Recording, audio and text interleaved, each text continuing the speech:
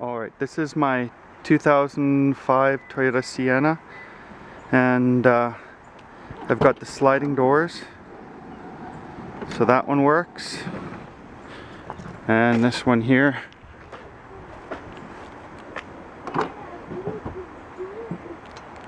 it just makes noise. However, if I pull, it goes on its own, and if I so that works, that part works.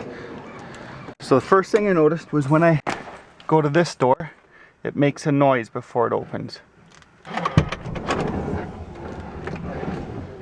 Alright. This one here, however, does not make that noise.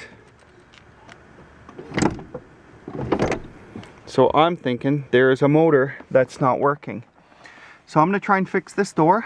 And the first thing I'm going to do is I'm going to take the panel off. Okay, first thing I did is I took the second row seat out, and now it looks like there's two Phillips screws I need to remove to take this panel off, and then it looks like everything else is just clips. So let's try it out. Okay, so you take the two screws out, you make sure that this is locked, and then this lifts out, and now you can disconnect the power window here. Giving it a bit of a tug, much like with the other video, and you can see these clips are coming off now. So I'm going to close the door and progress to the rest of the clips, and they should all come off. I just spotted right here is a little nut. It looks like it might be a 10mm. So don't yank too hard because you'll break it. Alright, from this angle I can see it too, and the stubby actually fits really nicely in there. So with a stubby screwdriver, Phillips, you can get that out too. Be careful not to drop it. There it is. So, there. Okay, door closed. There we go. I've got this nice and loose. Just need the top piece here. So this will come out the little lift up and out, I'm assuming. So let's try that.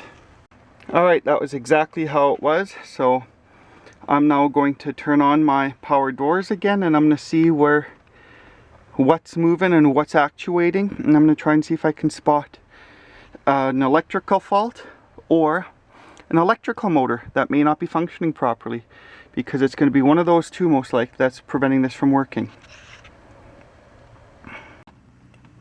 Alright, so I've taken apart the passenger side here to see what happens when I open the door, and it looks like this motor back here triggers this to come back, and that unlatches the door like that. Okay, now when I manually do this, it looks like this movement triggers a switch, and that creates the same movement as well. So when I go like, oh, is this open? There you go. So what you can see is this motor here actuates right here, this motor here. So I'm going to try this on the other side, and this should be broken. I've already done this, so I'm going to verify. I'm just going to show you guys.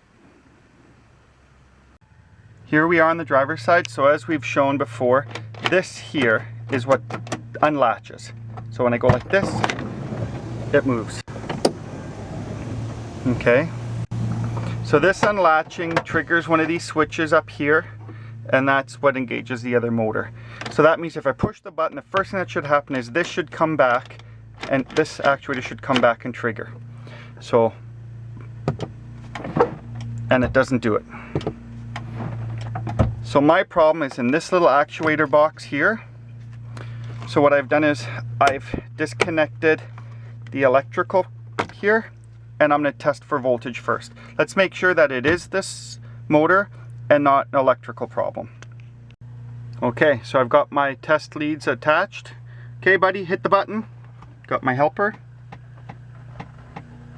Done. There we see the electrical current. This is not a problem with the electricity. It is, or an electrical issue. This is an issue with this actuator motor. I can't finish this today, so I'm gonna close up the other side. I'm gonna put my power window module back on here, my power window covering. I'll leave this case off. because there's just a child seat here anyway, so nobody should have any risk of getting caught. And then I'll finish this video when I get the parts. Alright, it's been 10 days. There's the part I need. There's the part I'm going to replace. But as you can see, it's been screwed in from the other side. So I need to take this piece off. So I'm going to start unscrewing one at a time here. And because I'm a one-man show, I am going to turn off the video until that's off. You need to lower the window until you can see the bolts for the window regulator through these portholes. There's two of them, one there and then one here. Okay, so I got the window off, and now without doing too much I should be able to just lever this away and then get in behind here with a stubby or something to change the part out. Alright, well, it's really hard to see because it's super dark, but there's two bolts. There's one here and one there. They're Phillips and they strip super easy. I've already stripped mine. So I'm going to use vice grips to try and get them out. Yeah, those are the two you need to take out. Alright, so that failed. So now I'm going to get in the big guns. I'm going to grind this off with my Dremel tool. And it's 10 o'clock at night. So getting another what looks like an M3 screw doesn't work. So I went downstairs and I went to see what I could use here. And as it turns out, they're not a great fit, but you should be able to snug them. Look, they will cross thread, but the screws from sockets, like wall sockets and light switches that go into the gang box, they will fit in here and they will go about halfway in before you start to feel the tension of a cross thread. So you should be able to tighten them down, and you know, I don't think it'll strip it. It felt like it's gonna work. So let's try that, and hopefully I'll be able to still fix this tonight. Okay, I got it out. Now I get to put the new one in. Alright, there you go. So they actually fit awesome. They didn't cross thread badly at all. They tightened really nice and they're nice and snug now. So now we're going to put it back together. So we're going to raise up the window. We're going to get that back on and go from there. Okay, do not loosen these. Do not loosen these when you take it apart. That's for the window regulator. I just learned that the hard way. So what I've done is I've pushed the window all the way up. I hung this by these rivets. I've made sure this stuff was attached. Now what I've done is I've lined up in the porthole again here. So now I'm going to put the bolts in there. Alright, so shut the front door. I was just going to say, be careful you don't drop anything in there. And I don't think I will get that back. That was my 10mm socket. So be careful. Don't drop any of your shit in there. Now I'm going to tighten the rest of them down. Okay, nothing's tightened down yet, but I need to get myself another 10mm so I can tighten these. So I'm going to test it. Look at that. Fixed. So let's button it up. Alright, put these tabs back in.